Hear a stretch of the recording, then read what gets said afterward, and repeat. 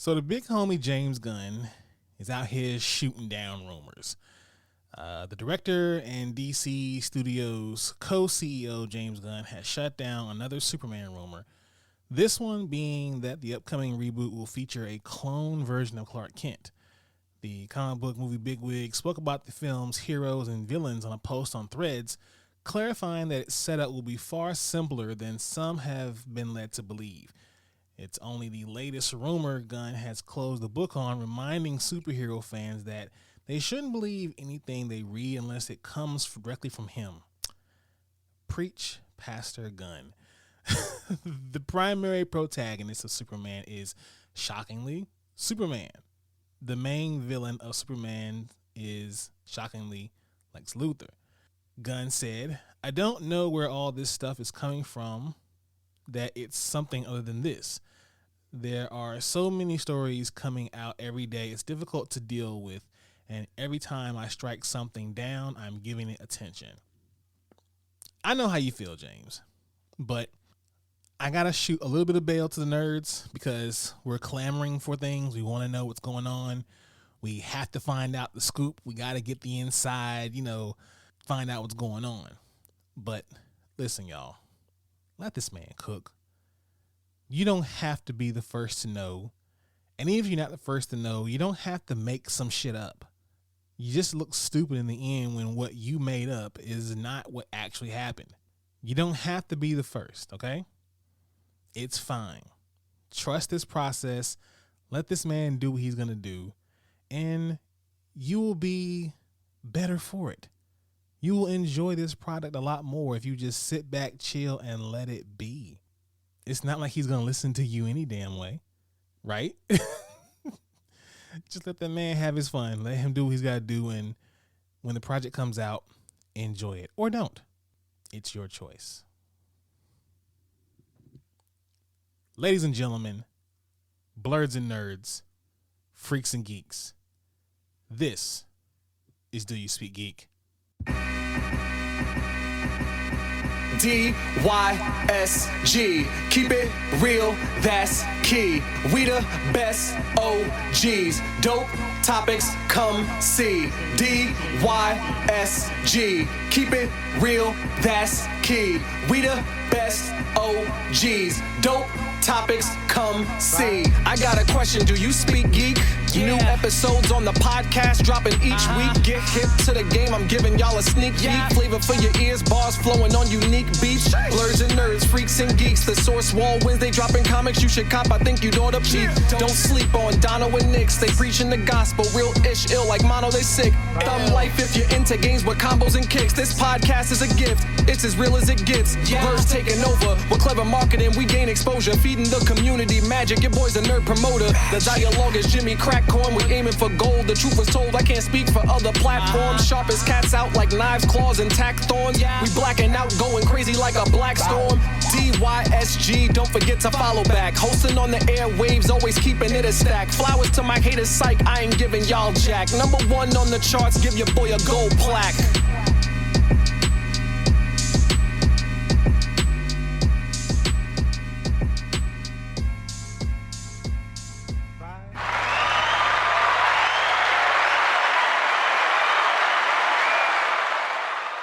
Hey, yo, what's going on? It's your boy Nick's back again. This is episode 165.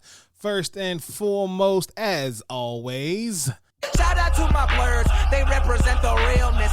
And for everybody who has been checking in and checking out with your boy on this podcast journey, thank you.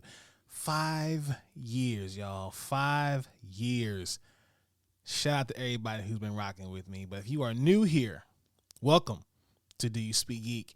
This is the podcast. We bring you all the latest and greatest inside of the geek realm. Shout out to Spreaker, that's the home team. But wherever you get your podcast, please be sure to search for Do You Speak Geek and hit that subscribe. DYSGmedia.com coming soon. The home for DYSG, CCW Podcast, the Love Blurs, the blogs, the merch, and so much more coming soon. DYSGmedia.com. But in the meantime, please be sure to follow us on social media.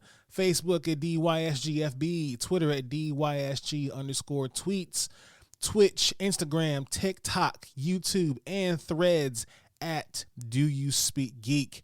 Please be sure to pull up to subscribe to the YouTube channel. We just wrapped up an amazing interview with Crystal Chanel, incredible content creator, and she's an absolute gem to talk to. Y'all check that episode out. Y'all get a chance. I got a banger coming up this weekend too, so please subscribe so you can get the notification and leave comments. I want to know what you guys think. Also, don't forget to hit up Taco Noir, the place to get your Blurred Surprise box. Use promo code DYSG. Get yourself a little something off. And please sure you guys are subscribing to blurredstation.com. Blurredstation.com. We gonna be the forefront of this Black Hollywood geek thing, y'all. And you want to get down. Trust me, you want to be down with Blurred Station. It's only going to get better from here on out. Y'all seen the announcements. There's only much more to come. Please subscribe to blurredstation.com.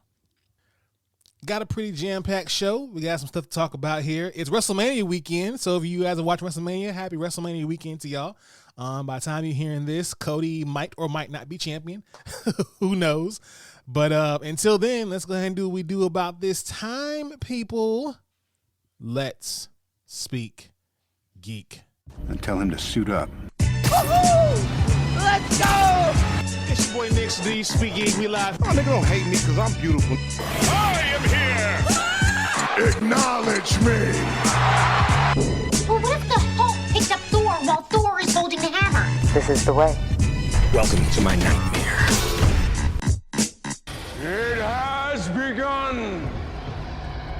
All right, we got the reviews coming at you at Rapid Fire. Solo Leveling Season 1. Yo, it plays like a MMORPG. The mechanics are tedious and the writing lacks nuance, but the anime compensates with addictive power progression and great visuals. This has been a dope anime. I have to say, it's been dope. You know, me, right? Of all people. Check this one out. It's dope. The First Omen. It's a fiendishly entertaining origin story for both the Antichrist and a filmmaker to watch. Oh, okay, I guess so.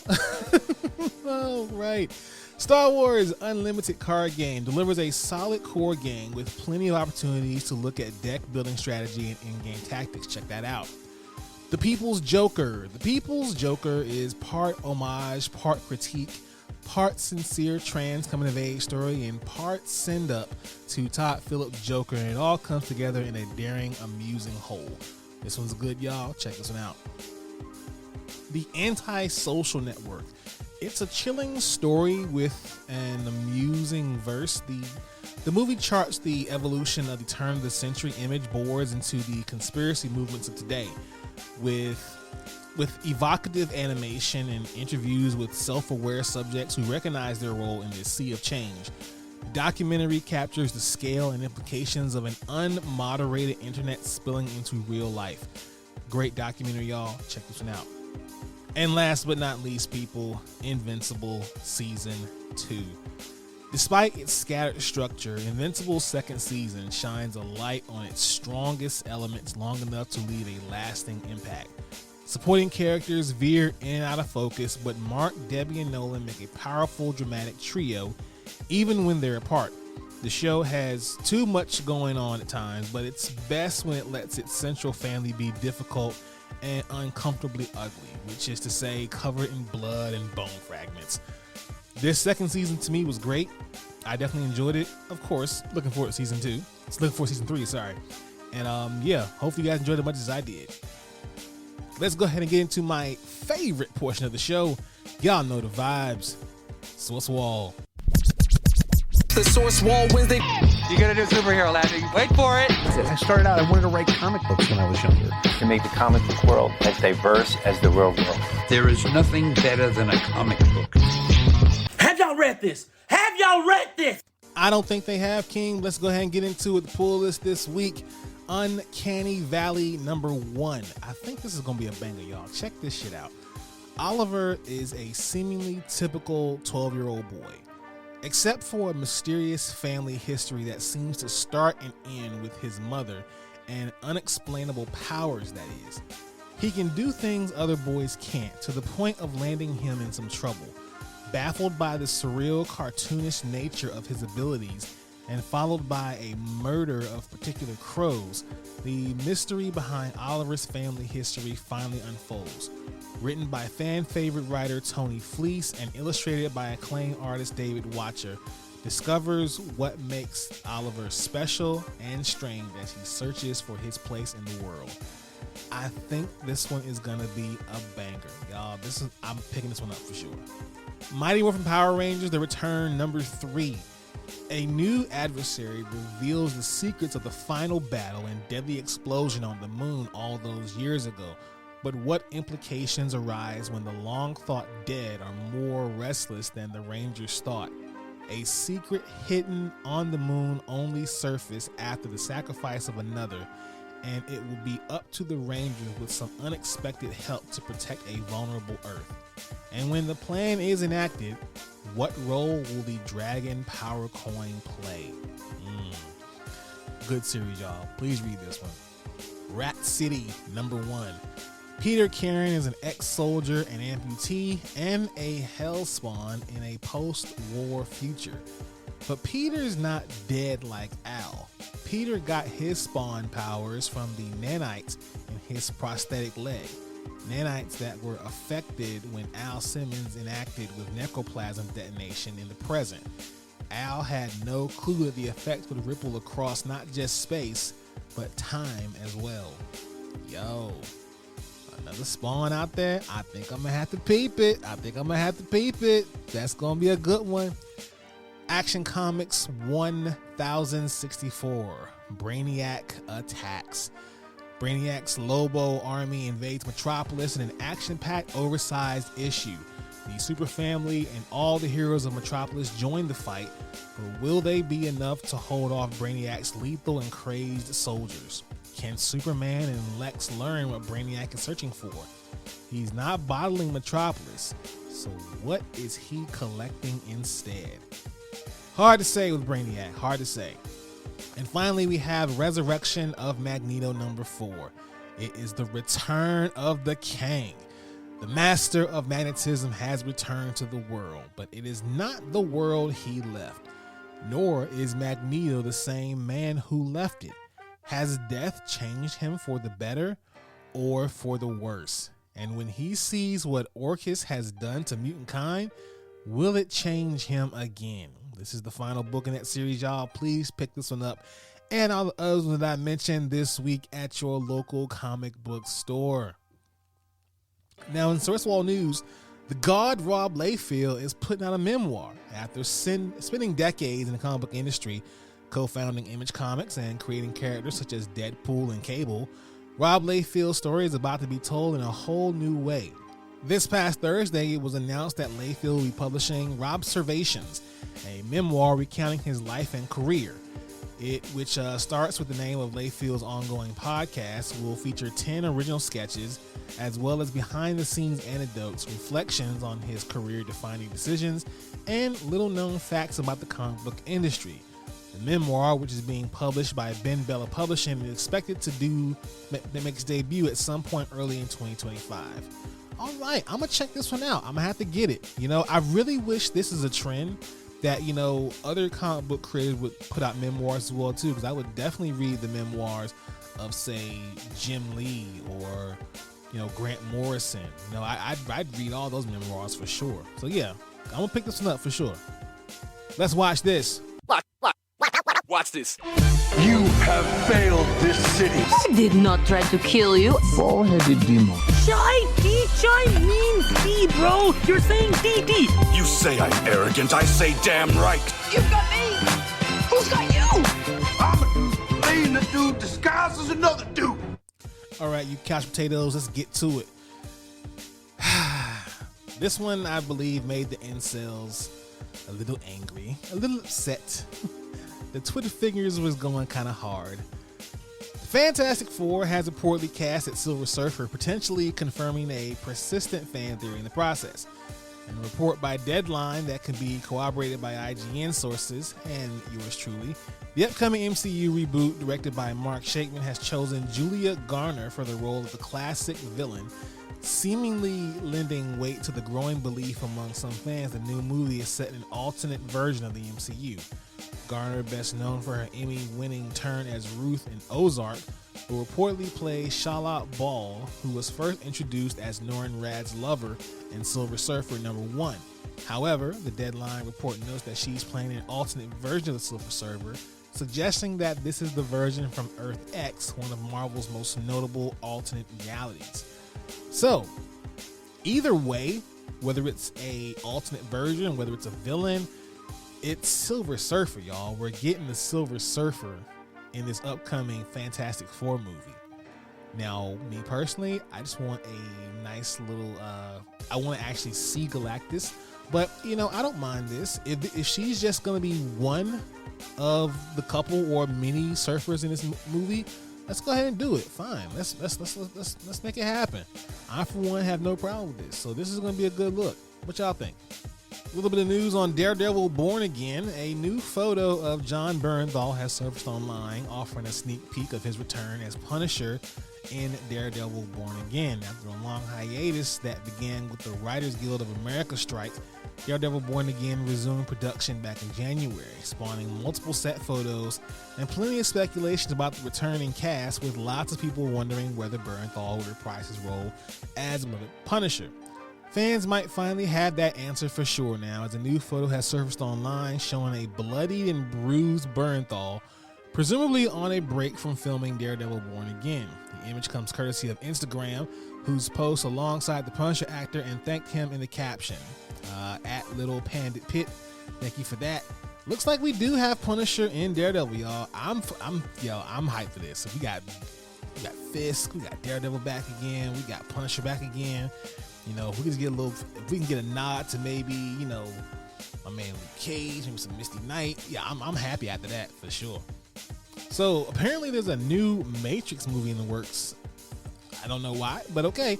A fifth Matrix movie by Warner Bros. Was announced this past week, with the Martian and the Cabin in the Woods director Drew Goddard on board to write and direct. It'll mark the first Matrix installment to not have Lana or Lily Wachowski in the directing chair, although Lana Wachowski will executive produce. In its announcement, Warner Brothers did not reveal any of the key cast members like Keanu Reeves and Carrie-Anne Moss will be returning, nor did it disclose any details about the plot. Me personally, if they're not in this film, I think it'll help it. Because we've already seen enough of Neo, we've seen enough of Trinity, we've seen enough of Morpheus. You know, if we just get some new characters, maybe even make this a prequel, or maybe just like years after, you know, Neo and Carrie-Anne had done their thing, I think this will be good. You know, I think this will be good. So as long if they're not in it, I'll be more inclined to check it out. But if they are in it, I mean, I guess so.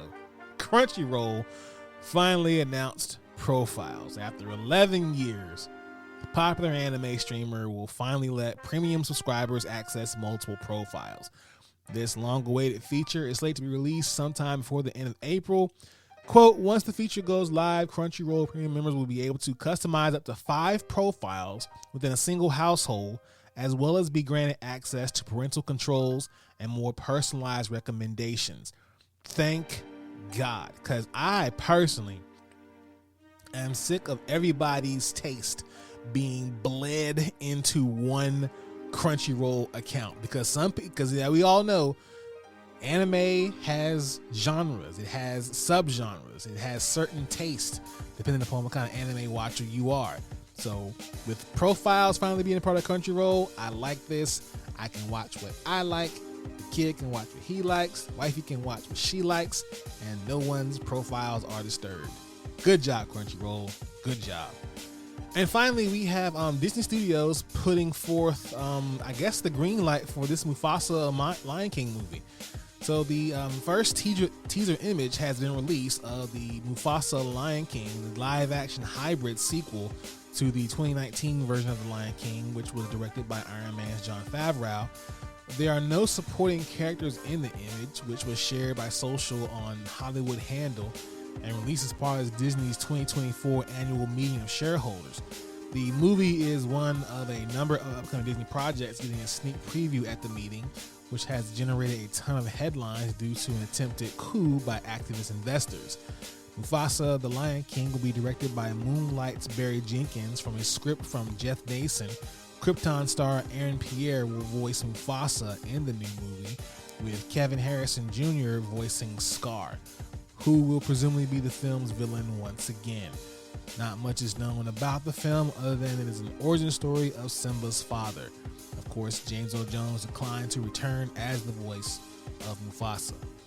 I mean, I think it's going to be cool, you know, for a Mufasa movie, but for me, I enjoy story more than anything else. And I think the more interesting story is Scar.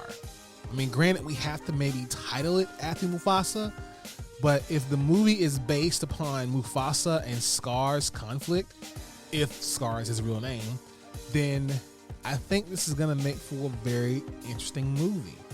You know, because I want to know about Scar's story more than Mufasa's personally. So if that's kind of the central theme of the movie, then I'm in. All right, you nerds, let's go ahead and hop into some Thumb Life.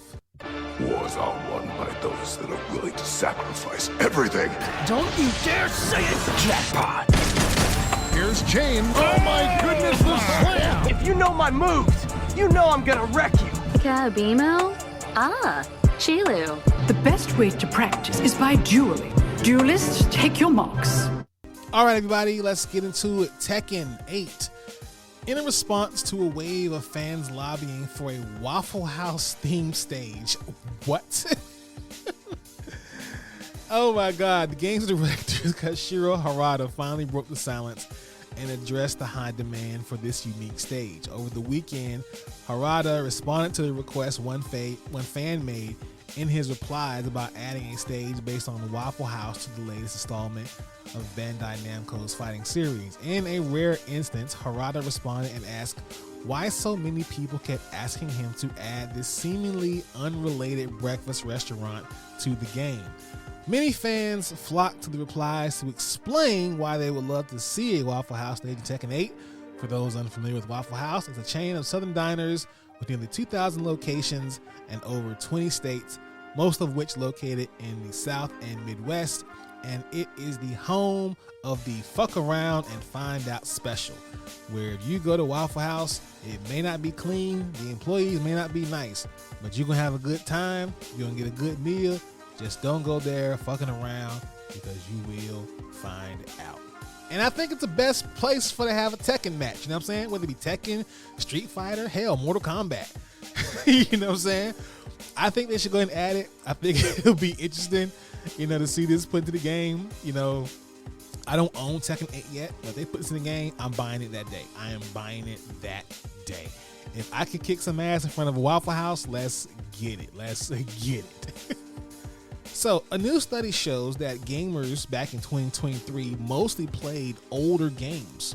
As reported by Kotaku, video game marketing analysis Newzoo released a report that revealed 66 titles accounted for 80% of overall gameplay in 2023. Of that number, 60% of playtime was spent with games released 6 years ago or more.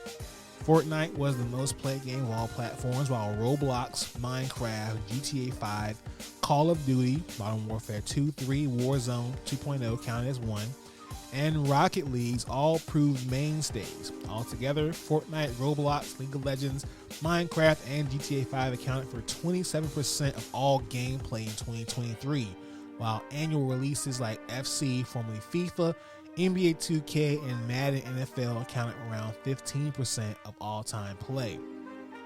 Studios hoping to release a new title will find it challenging to include these playtime hours in their addressable market, as they nearly always go to these games to engage players on a reliable annual basis.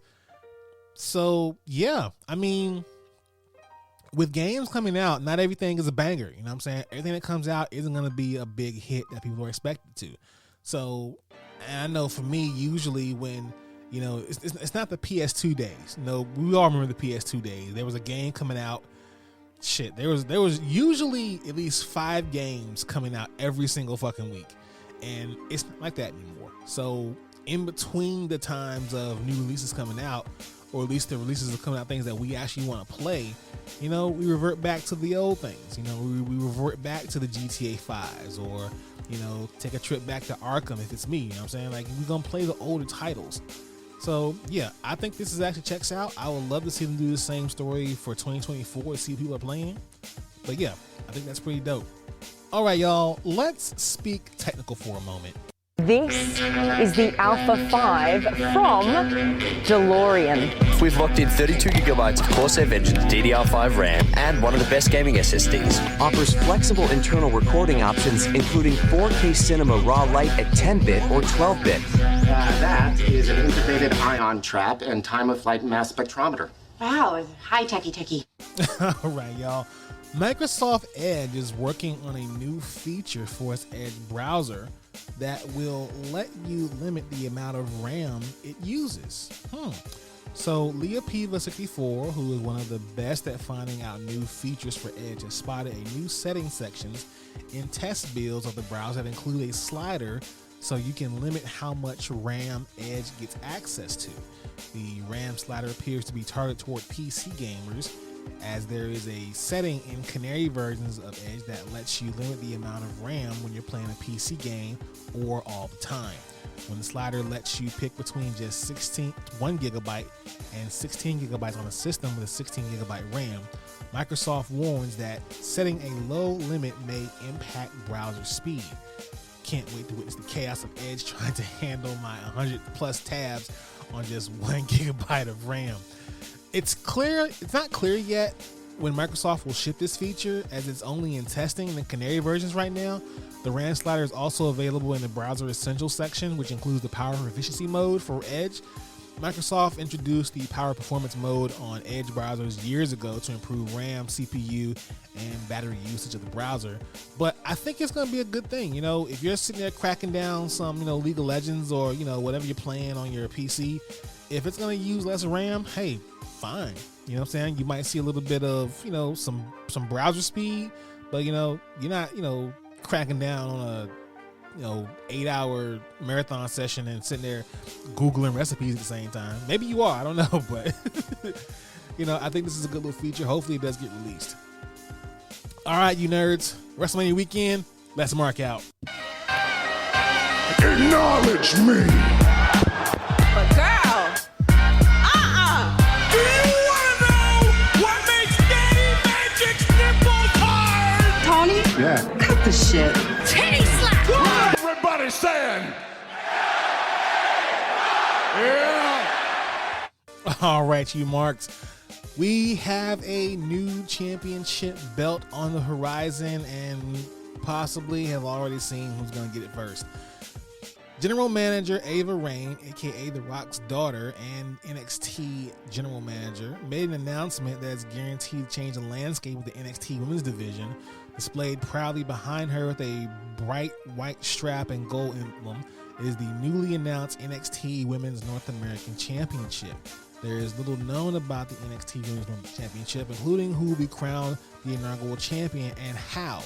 It is assumed that this will operate similar to the masculine counterpart, and as a mid-card singles title, there'll be some sort of a tournament held for the initial title holder.